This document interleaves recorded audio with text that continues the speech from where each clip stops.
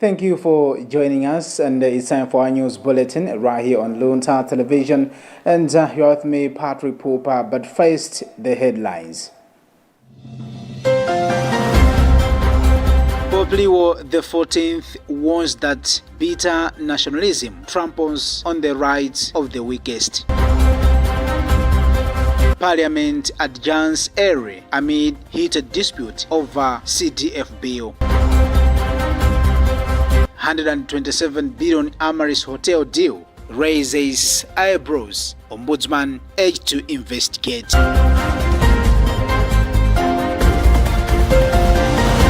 And in international news, Zambia pushes back on U.S. health aid deal over national interest.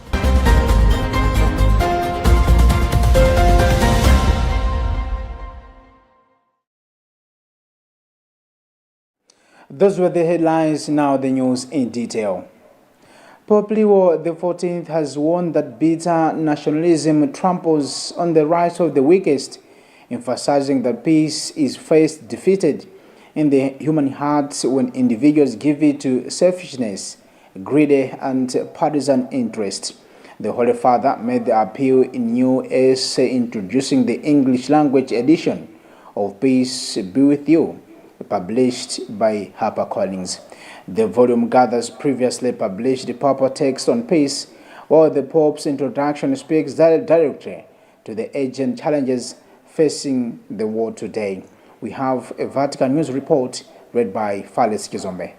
Calling peace one of the great issues of our time, the Pope described it as both a gift from God beared by men and women throughout the ages, and a commitment and responsibility for each one of us. Rooted in salvation history, he recalls Christ's birth in Bethlehem and the greeting of the risen Lord, adding that the divine gift calls into action the responsibility of our answer for our goodwill. He says peace must also be lived daily, teaching children respect, overcoming pride, and making room for others in families, workplaces, and in sports. He says God never blesses violence, exploitation, or the abuse of creation, which he calls a charis of the Creator, now disfigured by human misuse. Urging believers to respond through prayer, the Pope described it as an armed force seeking the common good. He concluded that the struggle for peace begins in the human heart,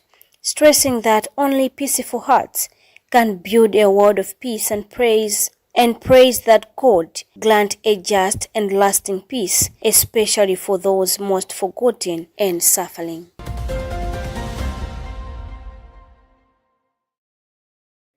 Parliament on Thursday adjourned earlier than scheduled, following a heated disagreement over the Constituency Development Fund CDF bill. The tension arose during Private Members' Day, when opposition members of Parliament pushed to retable the CDF-related bill for debate. Leader of Parliament Jabe Muhango and his deputy Shadrack Namalomba requested an early adjournment after the Speaker ruled against a motion to retable the Constitution Amendment Bill on the CDF. They urged that since it was a Private Members' Day, the opposition had the right to bring the matter back to the floor. Emmanuel Chocha reports. Deliberations on Wednesday and Thursday morning saw high attendance from the opposition benches, while the government side registered noticeable absenteeism. This development further fueled tension, with the opposition registrators expressing displeasure over what they described as resistance to debate the bill. Speaking to Luntha, Deputy Leader of the House, Shadrack Namalomba, said members of the Parliament represent Malawians in their constituents and should prioritize issues that directly affect them. He described it as surprising that some lawmakers would resist a bill that had already been previously discussed. Namalomba accused the opposition of attempting to hijack the CDF bill for political gains. He emphasized that MPs are paid using taxpayers' money and that the conduct displayed in the August amounted to a waste of government resources. Presidency, it was his idea, allow him to execute it, and then we need to support that. But to bring, it's like hijacking. You are hijacking something that we don't know how that person thought of it, that is going to be, to be executed. So it's what we are asking members of parliament. Be patient. This money is going to... However, Malawi Congress Party Chief Whip Moses Kunkuyu dismissed the development as a political drama. He described the government absence from the chamber as a deliberate move to block progress on the CDF bill. Kunkuyu maintained that MPs are pushing for the CDF bill not for personal benefits, but to ensure that the funds are used transparently and benefit ordinary Malawians. He cited alleged cases of mismanagement at the council level, including an incident in Nkota where about 600 million was reportedly mismanaged. Drama, there has been some politics taking place, but we feel that our people sent us here not to dramatize this out. We need to discuss these things candidly. We know that even our friends on the government side, they want this matter to be discussed. You remember that when the matter was brought on the floor, it was proposed by a private member from the opposition side, but it was seconded by a DPP member sitting on the government side. There were 199 members in this house. All of them voted in favor. The president did withhold his assent to the bill, but we know that the president also works on advice from people. And if the people in this house, if the members of this house are for the bill, and they feel that it's just few individuals that are rushing to the president to advise him otherwise, then it is in the interest of this house to send a bigger delegation to meet the executive. President Professor Arthur Peter Mutharika withheld assent to the CDF Amendment Bill of the 2025, directing the Minister of Justice and Constitutional Affairs and Finance and Economic Planning to draft guidelines for the management of the CDF. For Luntha News in Lilongwe, this is Emmanuel. The Center for Social Accountability and Transparency, CSAT, and political as well as governance expert George Chaima have called on government to go beyond exposing mega farm loan defaulters and ensure that all outstanding funds are recovered and those responsible are held accountable. They are reacting to Minister of Agriculture, Sanitation and Water Development Rosa Mbilizi's move on reading out names of mega farm loan defaulters in Parliament on Wednesday in Lilongwe. In an interview with Luntha, CSAT Executive Director Wile Kambwandila said the loans were largely used for political patronage rather than supporting genuine small-scale farmers and called for a transparent recovery process. Chaima said publicly naming defaulters serves as a lesson on financial responsibility but must be followed by real action against those who misuse the facility. Gift Karonga reports. Minister of Agriculture, Sanitation and Water Development Rosa Mbilizi on Wednesday read out names of mega farm loan defaulters during parliamentary sitting as part of efforts to promote transparency and enforce accountability over unpaid public funds. Commenting on the development, CSAT Executive Director Wile Kambwandila said the findings presented in Parliament reveal deep-rooted weaknesses in the management of the mega farm initiative. He alleged that individuals connected to the ruling party were among main beneficiaries, arguing that loans were largely used for political patronage rather than empowering deserving farmers. Kambwandila welcomed the minister's decision to make the information public, but stressed that disclosure alone is not enough, calling for transparent recovery process and firm punitive action against those who misuse the loans. The minister should move beyond just reading names of those who benefited in the parliament. But there should be a transparent recovery process. But there should be also punitive action taken against those who benefited from this. Otherwise, I think it sends a dangerous message that those in power are above accountability. Political and good governance expert George Chaima also weighed in on the matter, saying it is unfortunate that defaulters had to be exposed publicly in Parliament. He said the development highlights a culture where some citizens treat loans as handouts rather than obligation, a tendency he believes has contributed to widespread defaulting. Chaima has since urged authorities to ensure that accountability measures are applied fairly and consistently, regardless of political affiliation. I don't think this should just be a show from the parliament. We don't want dramatic shows from parliament. We want real action. So what she has spoken about, in my own personal consideration, is that it has to be enacted rather than just make it a rhetoric talk. to shame those who were in opposition. Everybody who has supported this law must suffer shame rather than just targeting one side.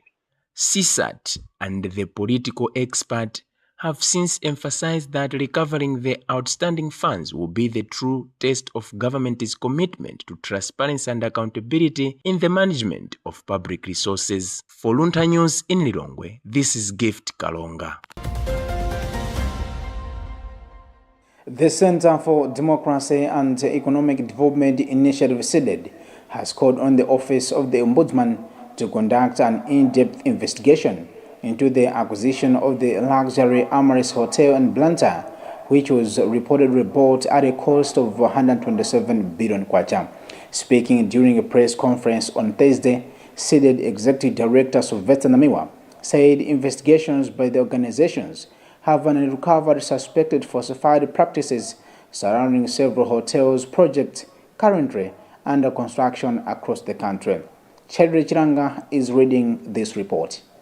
Namiwa said CEDED's findings indicate that pension funds which belong to retired workers were largely used to acquire the Amaris Hotel, raising serious concerns about the management and protection of public retirement savings. He also questioned the intentions of the parliamentary committee responsible for economic affairs at the Parliament of Malawi, urging it not to spearhead investigation into the hotel's purchase. According to Namiwa, the committee was involved in the process from the outset, making it unlikely that any inquiry it conducts would produce credible and independent findings. We are against the idea that the Public Appointments Committee, Public Accounts Committee of Parliament should investigate this matter.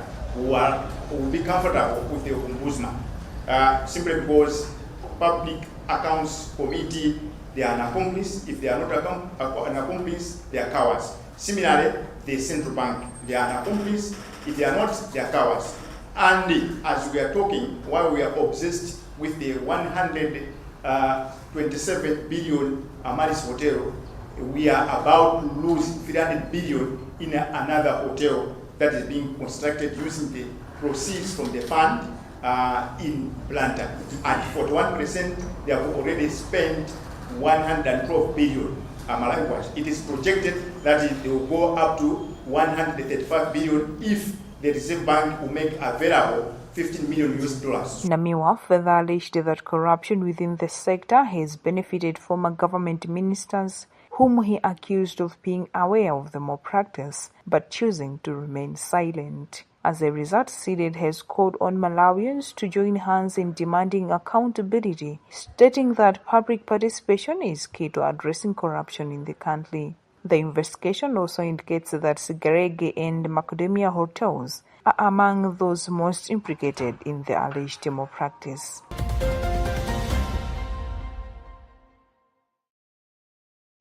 Government has reaffirmed its commitment to promoting evidence-based policies as a key driver in achieving food security and transforming the agricultural sector.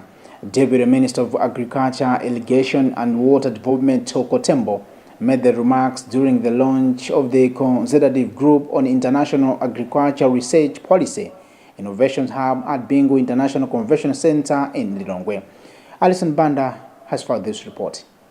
Tembo said agriculture remains the backbone of Malawi's economy, stressing that strengthening policy frameworks is essential to achieving food security, creating jobs, and driving sustainable economic growth. He explained that newly launched Policy Innovations Hub will serve as a central platform for generating credible research, reliable data, and practical solutions to challenges affecting the sector, including low productivity, climate change, limited access to markets, inadequate financing, and lack of modern farming technologies. Tembo added that the hub will bring together policymakers, researchers, development partners, private sector players, and farmers to ensure policies are grounded in evidence and responsive to the real needs of stakeholders across the agricultural value chain. Important for the ministry in itself to be involved in things like this, because we're also going to push not only the people who are innovating, but also our extension workers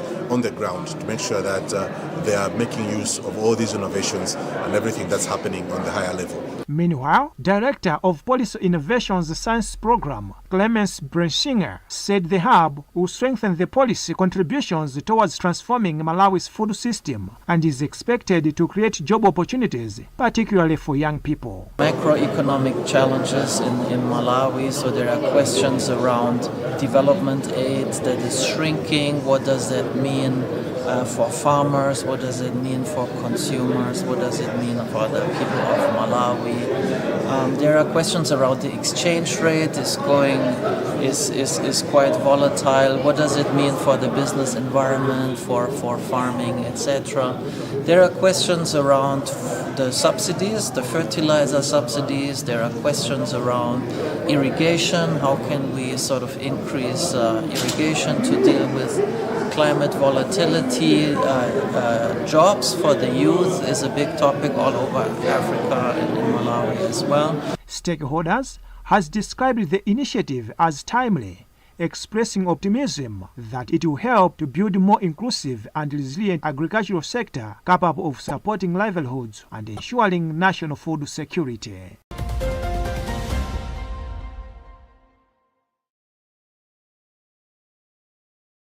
In case you are just joining us, remember you are watching News Bulletin coming to you from Luntha Television, and you are with me, Patrick Pooper. But before proceed, top stories once again.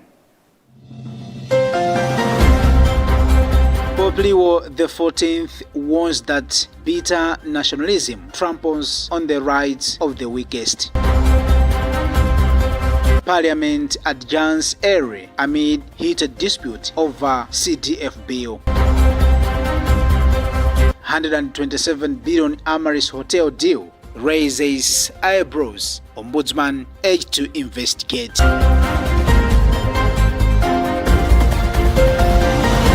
And in international news, Zambia pushes back on US health aid deal over national interest.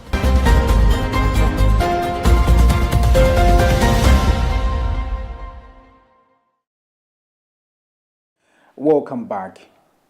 Principal Secretary for Gender, Children, Disability and Social Welfare, Dr. Oliver Kubambe, has indicated that the Bridge Malawi project is giving Malawians who missed formal schooling a second chance to learn, gain practical skills, and improve their livelihoods.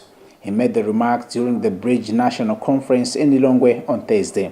Judith Ogan has filed a report read by Chadide Chiranga. Kumbabe said the initiative equips learners with literacy, numeracy, basic mathematics and skills to produce income-generating products. He noted that the project relies on partnerships to overcome funding challenges, ensuring that no one is left behind in accessing education.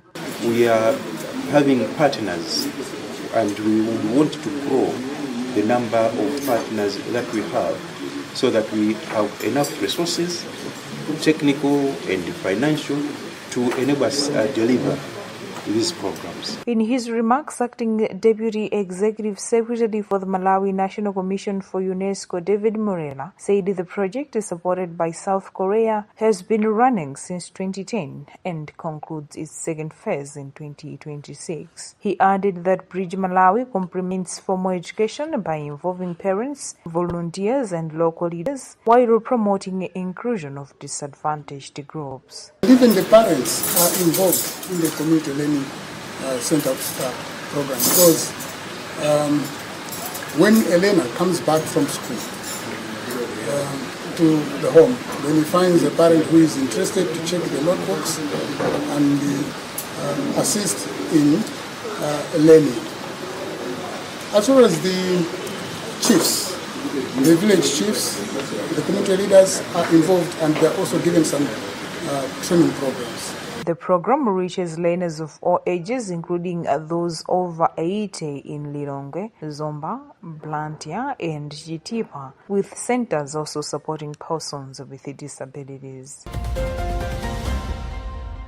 The Economic Association of Malawi, ECAMA, has emphasized the importance of equipping journalists with the knowledge and skills needed for accurate economic reporting.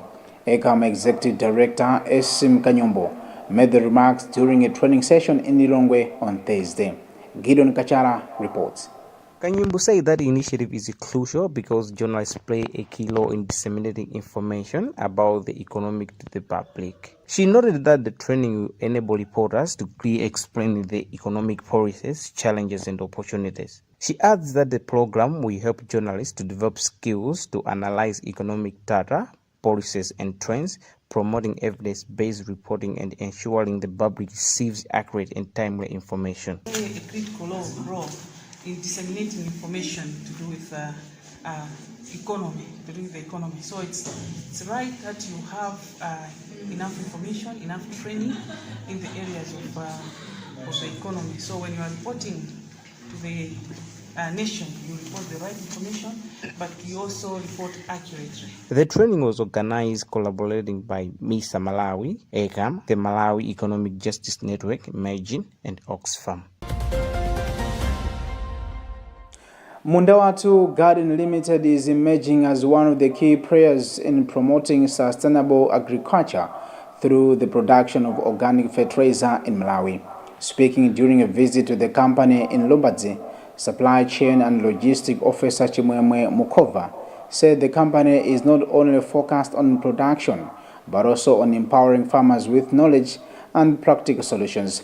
She said the company produces Mundawatu organic fertilizer as a product that is helping to improve soil fertility while promoting environmentally friendly farming practices. More in this report filed by Bridget Manoka. Mukova explained that organic fertilizer plays a critical role in restoring soil structure, improving water retention, and enhancing long-term soil health. Unlike synthetic fertilizers, she said organic manure boosts microbial activity in the soil, which supports sustainable crop growth. She added that this farming season alone, approximately 2,000 farmers are benefiting from Mundawatu organic fertilizer, marking a significant contribution to improved agricultural productivity. As Mundawatu, we are a company that provides agricultural solutions to last community farmers. So after doing research and see what farmers are facing when it comes to farming, it seems they are failing to buy chemical organic fertilizer. So we introduced Mundawatu organic fertilizer, which is cheaper, and also in terms of drought issues, the maize survives or other crops. So we introduced this product so that our farmers can at least have more yields using it, and also restore land, because Mundawatu organic fertilizer helps to restore land. Mukova further emphasized that the company provides guidance to farmers on proper land preparation and application practices to ensure maximum benefits from the fertilizer. Through farmer training and extension support, Mundawatu Garden Limited is helping smallholder farmers understand the importance of soil management for higher yields. Farmers using Mundawatu organic fertilizer are reporting improved crop performance and reduced dependency on expensive chemical input, a development that could significantly contribute to food security and climate-resilient farming in Malawi.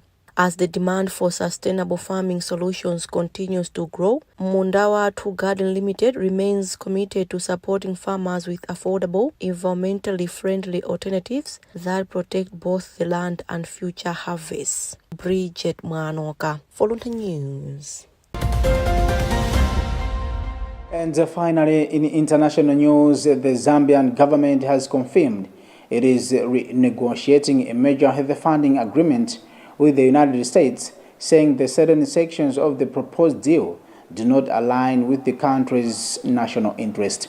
The agreement, valued at more than $1 billion, is designed to support Zambian fight against HIV, malaria, and other diseases, while also strengthening outbreak preparedness and maternal and child health services over the next 5 years. Officials say the deal was expected to be signed in November last year, but was delayed after revised drafts included provisions the government found problematic. Spokesperson from the Ministry of Health said Zambia has since requested further revisions, insisting that any final agreement must fully protect the country's interests. More in this Reuters report, read by Constance Kantemeni. According to a draft reviewed by Reuters, The deal would also require Zambia to contribute around $340 million in co-financing during the same period. The controversy comes amid reports that U.S. support could be linked to broader economic cooperation. In December, the United States indicated that it had committed alongside Zambia to a plan aimed at unlocking a substantial grant package in exchange for collaboration in the mining sector and business reforms. Zambia is Africa's second largest copper producer after the Democratic Republic of Congo and also has significant reserves of cobalt, nickel, manganese, graphite, lithium, and rare earth elements. However, the Zambian government has strongly denied that the health agreement is tied to mining or natural resources.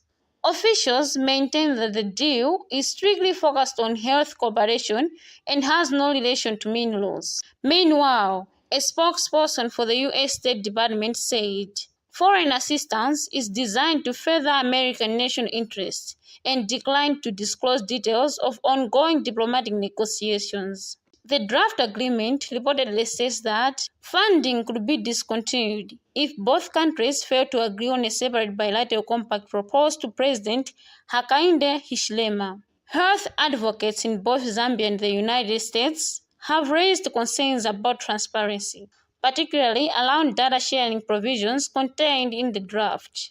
Despite the tensions, Zambia says it remains open to constructive engagement with the United States, provided the final terms are clear, mutually agreed upon, and fully aligned with the country's nation priorities.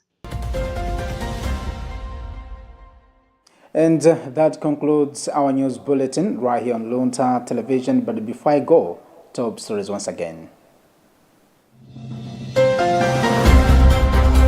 Pope Leo XIV warns that bitter nationalism tramples on the rights of the weakest. Parliament adjourns early amid heated dispute over CDF bill. 127 billion Amaris hotel deal raises eyebrows. Ombudsman urged to investigate.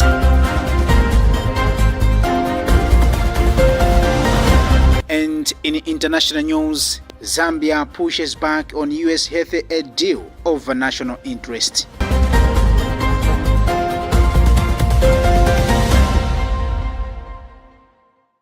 Thank you for staying with us. We appreciate your company for watching our news bulletin. And this has been Patrick Pooper, and I wish you a lovely time. Keep watching Luntha Television, and bye for now.